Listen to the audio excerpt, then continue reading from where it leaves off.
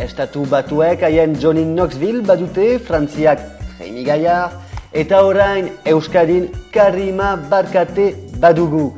Ja Karima ezagutzen genuen, badakigu Karima beti prest dela burpatzeko, baina erabaki du gehiago burpatzea. Orain Karima Barkate, kontuz Euskadi, Karima badator. Burpondeneri eta ongi etorri nire etxera. Lehenik barkapenak eskatu behar ditut nire euskera oso txarra delako, baina barkatu, euskaltegian apuntatu naiz.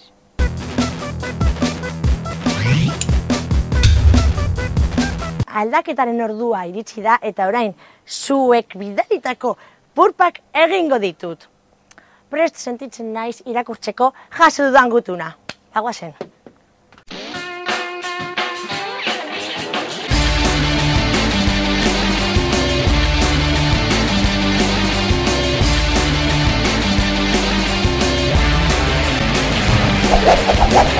Erron Karima. Orain, irekiko dut nire lehen gutuna. Kaixo frikiak. Frikiak. Hemen Ainhoa Zabaleta Irunekoa. Aupa Irun. Azteko, asko gustokoa dut zuen saioa. Eskerrik asko, Ainhoa. Segi ezazue horrela burperak. Karimari proposatzen diodan erronka da. Patinaje artistiko. Ikusgarri bat egitea kalean. Gora bihotza, eta behera frakak. Musuak, Ainhoa. Musu bat, Ainhoa, eskerrik asko. Guazen kalera, ez? Hau paiago, zelan. Ondo, hemen dau.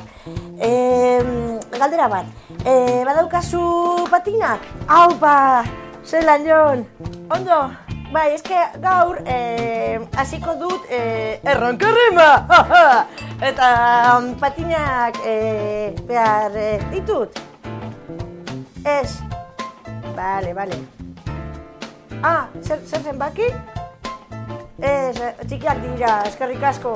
Agur, txau, mua, agur. Aita, patinak behar ditut? Zuk oparituko dizkidazu? Eskerrik asko, aita. Bale, venga, musu bat, agur, ikusi arte. Eskerrik asko, aita, ze politak. Baina, zer dipiniko dut?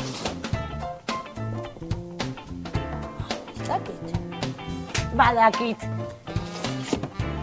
Baina zuek gero ikusiko duzue. Agur, gero arte. Aupa Ainhoa.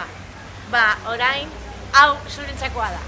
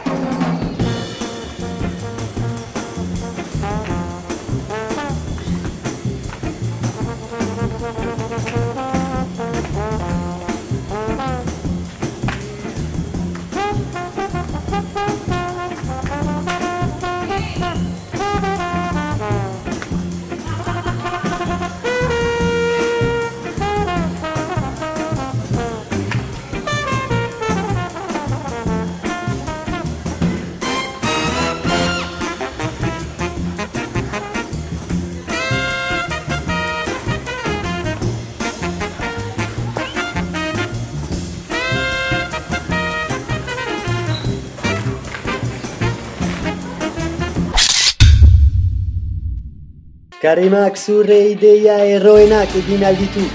Gutun bat bidali zaiozu. Karima Barkate, posta kutxa, 110 lau zazpi, lau zorzi, 0 zorzi, 0 Bilbo.